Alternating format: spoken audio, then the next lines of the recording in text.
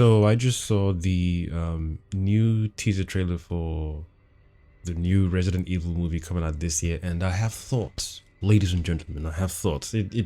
I'm surprised that they're even still attempting to do Resident Evil these days. My brother and I spoke recently about the first one with Mila Jovovich. I think that's how you say her name, and I really miss the style of the first one. Whatever they did with all the sequels, I don't appreciate it at all. I don't like the sequels at all. But the first one, there was a spark there that I don't know why they didn't carry on into the second one. Like, especially the way the first one ends. Even the whole idea behind the first one. When the Red Queen does what she does, she shuts the whole place down, and you're thinking she's the villain, but it's a very calculated thing that she did. So the mission to go down and find out what happened, and then they don't know that the Red Queen, well, they know she malfunctioned or whatever, but just the whole way the first movie played out was really smooth. Till this day, I still remember how those zombie dogs made me feel. I don't like the species of those dogs because of the zombie dogs. Damn! But I miss the way that movie ended, because I was hoping the second movie would go into that whole, hardcore survival element.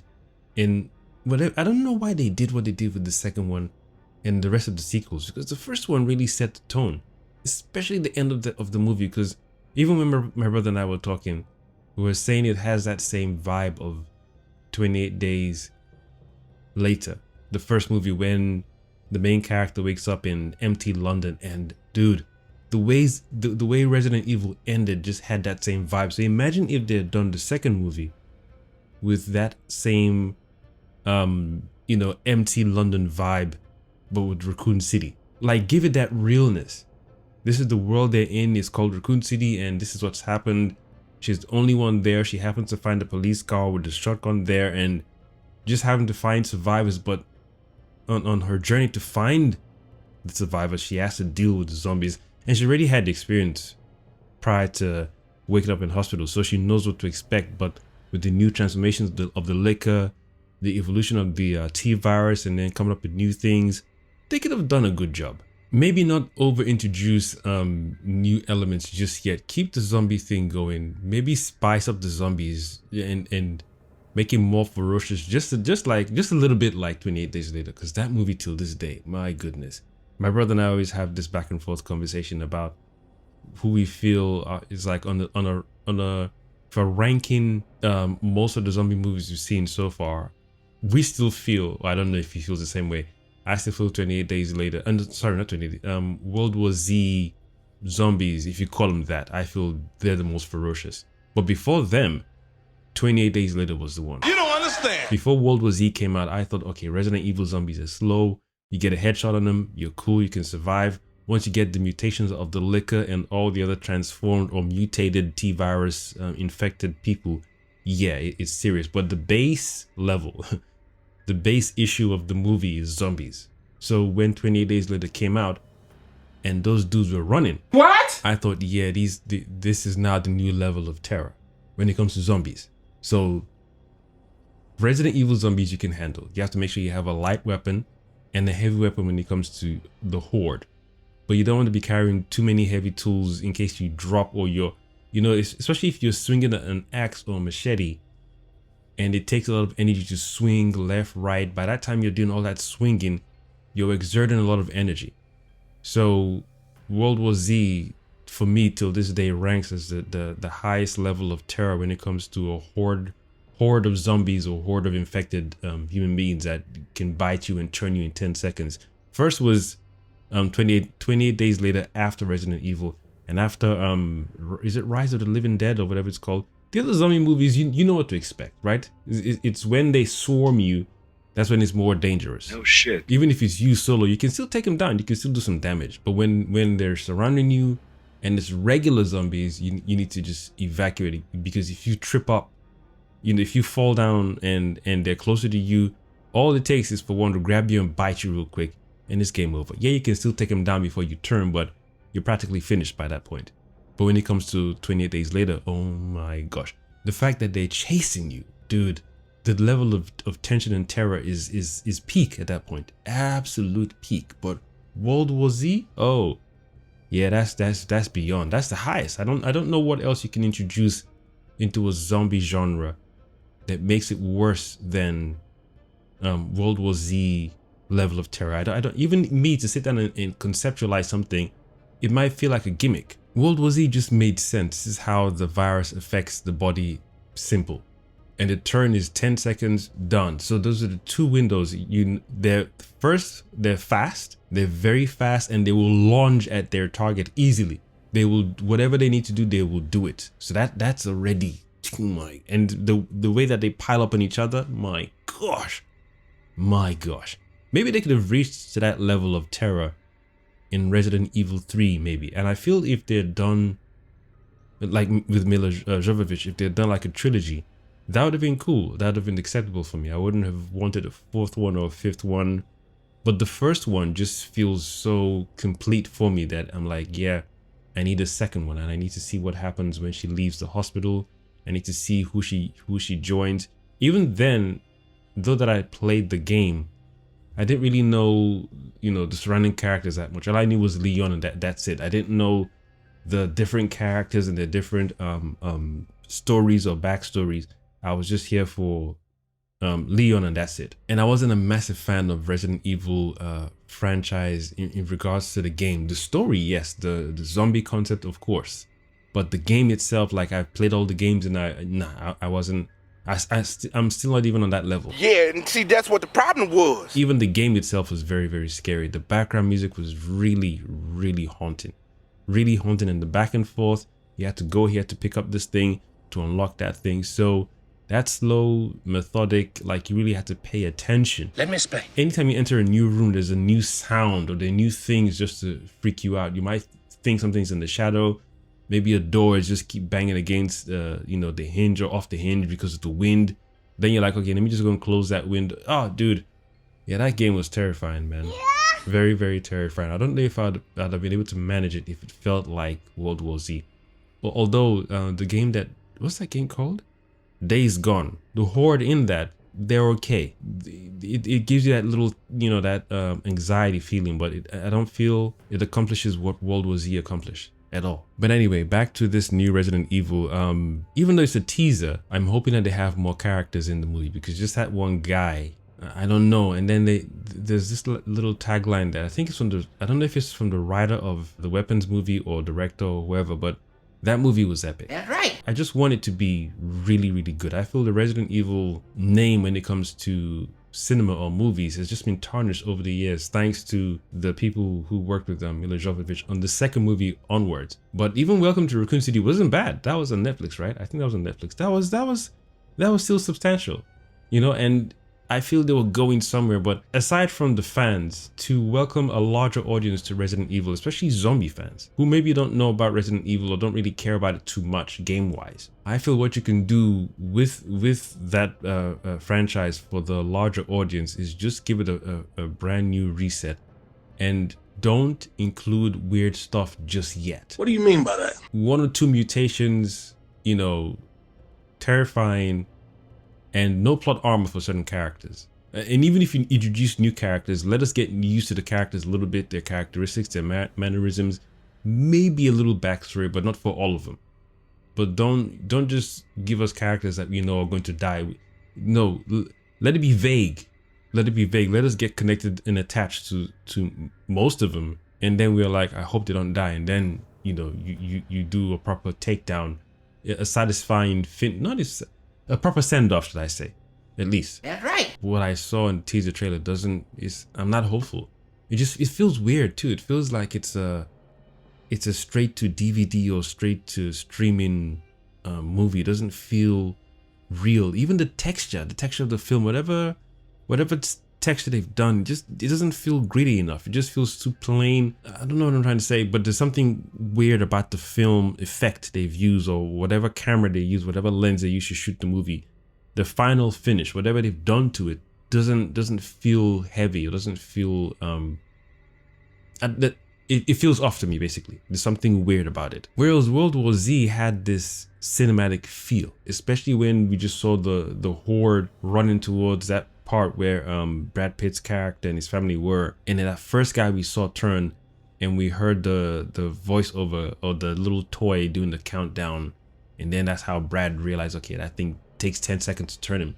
Just seeing that alone, even though you're seeing the other things happen in the background, but just focusing on that experience, it's like, yeah, this is going to be a good movie. That's what I felt as soon as even the trailer, yeah, but how it starts is you're like, okay, how did it start? How do you escape? Because you already, for people like myself, we're already projecting ourselves into the story. We're like, okay, well, if I was his character, I would do this instead. Okay, if I was her character, I would do this instead. I would be in the house. I would barricade. I would find a police station or army base, or I would go into a supermarket and just hide there because that's where food is. Or if you're going to the army base, you're like, okay, let's pick up tankers. Let's pick up heavy cars, heavy machine guns. So your brain, because especially people like myself who are gamers and have seen enough zombie movies to say, okay, where would be the best locations you would stash, you'd hide out at? Ground floor, second floor, high ground, and why? And then your health, your physique, your runner, what weapons, what tools are you using? Machete, katana, or an axe, or you a dagger guy, you a knife guy. What are you using? Bow and arrow, pistols, shotguns, Uzis, heavy machine guns. Are you gonna be loud? Are you gonna be quiet? Are you gonna be using grenades? So it's all this stuff, and sometimes you can make movies big like that, where you include the army, and then you're having regular characters figure out, okay, these are the most strongest weapons, and you studied the threat long enough to know, okay, these weapons will stop them. That's why I really enjoyed World War Z, because after all the big guns and explosions, we need to find a way to eradicate this. When you realize, oh, it's a virus, and then how do we shut it down, or antivirus, all that kind of stuff. But Resident Evil, the first one, it's got a special place in my heart, and it feels like I ended up in a different timeline where we got what we got. I wish we got a proper sequel, especially based on how the first one ended. So this new one, I'm not hopeful. It doesn't feel like it's something I'm going to enjoy. I mean, I'm going to watch it, of course, but I guess I'm just here to talk about it, and it doesn't feel like it doesn't give me that same feeling World War Z gave me. And the first Resident Evil, when it came out, or even when I saw the trailer, there was definitely a vibe, because I'd already played the game by then. I was like, yeah, they're finally doing a movie about it. And I did wonder why did it take them so long? Like, after all the previous zombie movies that already existed, it's like a no-brainer to just do Resident Evil, especially if you want to do it how the game was, meaning you keep it in tight spaces. The outdoor stuff is cool, but when you do tight spaces first, yeah.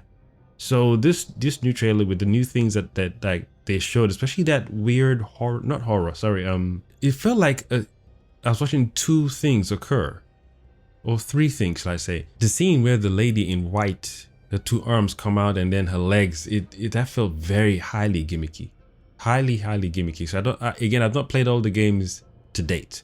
I stopped playing Resident Evil for a very, very long time, so I don't know what game they're drawing from, or what movie resources they're drawing from, or what backstory or whatever.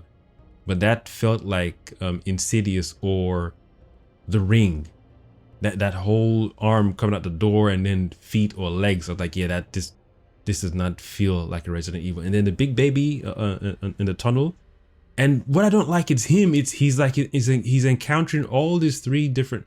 Is it 3 or 2? Wait a minute. First is the lady at the door, and then the big human baby whatever thing in the sewer. How does he survive those two things? That's a good question. I hope there's a motorcycle involved, or there's a jeep involved, or a freaking fighter jet involved, because those two things don't look like and he might be wearing some heavy plot armor. So I'm hoping he's going to be coupled with other characters, and I think this kind of world, based on what we've seen so far in the teaser, it's sweeter when it's multiple people. I don't know why they just featured this one guy. I think 2 people or 3 would have been okay. Maybe like 3 different perspectives in the teaser or in the trailer, just 3 different perspectives as to what was happening in at that particular point when the shit hit the fan. But to be in a town where there's already a big baby in the tunnel, and there's a house where that person was inside, and did he open the door?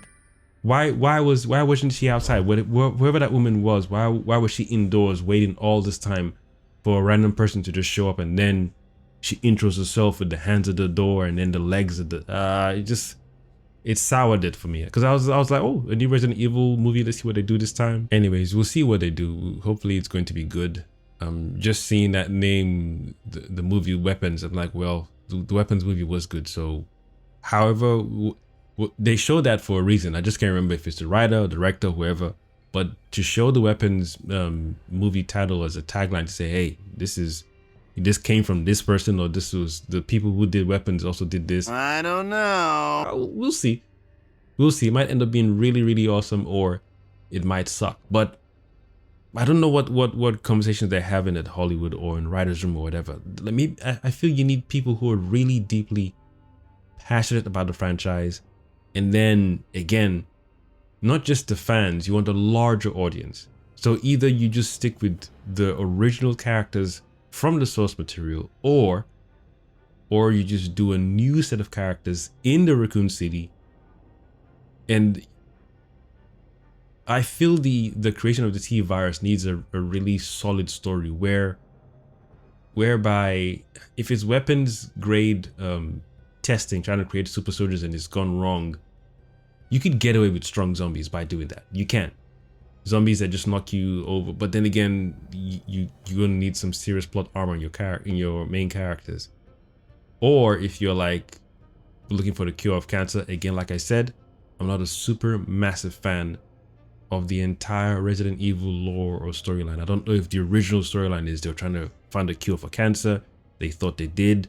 They found a cancerous patient, tested it on him or her, it went well, and then it backfired, and then the thing transformed and became the T virus and started biting people. I don't know. But if that's the original storyline or similar to that, then that's pretty cool. I feel then you need to go with that. Maybe go with someone who's really like a humanitarian, or someone who's in that environment, in that field, and the dialogue is convincing enough to whereby someone willingly or voluntarily goes in for testing. So you just want to make it, you don't want to give that whole dark side to Umbrella just yet. You want people to get involved and be like, oh, I can see why this went wrong, and you don't want to be like, oh, villain just yet. That's why I said the whole grand scheme of things with Umbrella, not yet. Just show, just a little glint, like, hey, this could be misused, or this serum can be turned into this and that, and you want to show aspects of that. But first, you want to get your audience aboard, like, yo, if you were in his shoes or her shoes,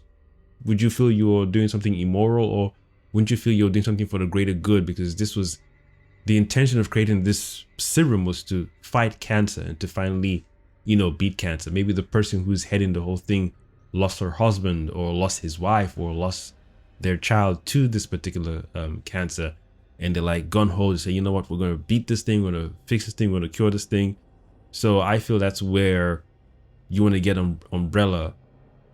I feel that's the angle, so people don't just, especially the regular audience who don't know about the Resident Evil lore. You don't want them to just come in and be like, yeah, they're the bad guys. You want to be like, I can see why this thing didn't pan out, the way he or she or the company wanted, or the person heading the company wanted. Then maybe by the end have someone who's like, you know what, this is a disaster, but there's a possible spin to, what's that word I'm looking for? There's a way to, is it rectify or resolve this? It's a word I'm looking for. I can't remember the word, but salvage, that's the word. There's a way to salvage this thing, so it's not an entire a loss. And again, even the money guys, you don't want it to be so heavy. Oh, we put so much money into this project, so we need to see a return. Subtle. You want it to be subtle. You want it to be subtle, and maybe in them trying to find a way to fix the problem of the mutation or the serum gone wrong is where it just it messes up. Maybe super soldier serum. I don't know if I buy that. I don't know. That's why I said you can use that for super strong zombies and mutations, but the liquor stuff, I don't know.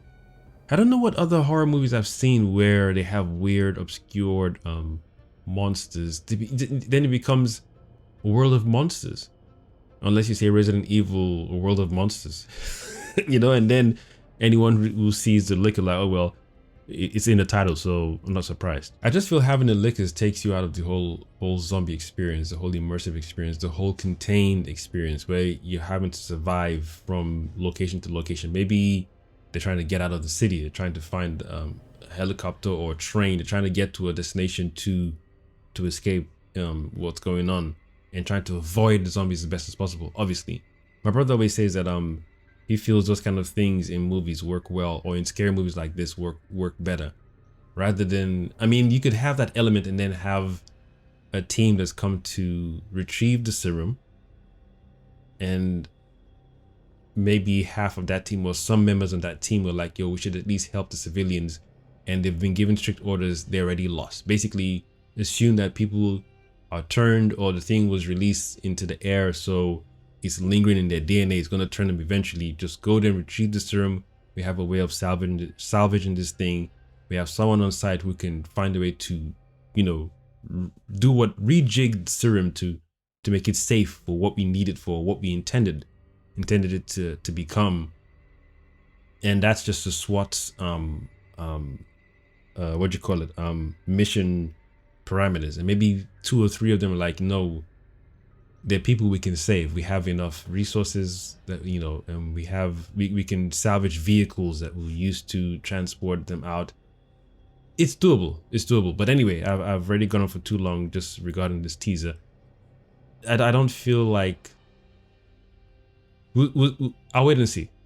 Obviously, I'll wait and see. But first impression doesn't feel like a Resident Evil movie to me at all. It doesn't feel scary. It just feels mishmash of too many things, especially the big baby in freaking the huge whatever thing it is, and that lady who comes at the door. I'm like, dude, how those two don't feel like they're in the same they don't feel like they should be in the same movie. You ain't lying. Anyway, like I said, that's me done. I've already spoken for like 15 minutes so far. Let me know what you feel about this teaser trailer of the new Resident Evil movie coming out this year, September. I've of course been your one and only multi-potentialite, neurodivergent host, the Kosmic Jedi, signing out. Thank you for watching.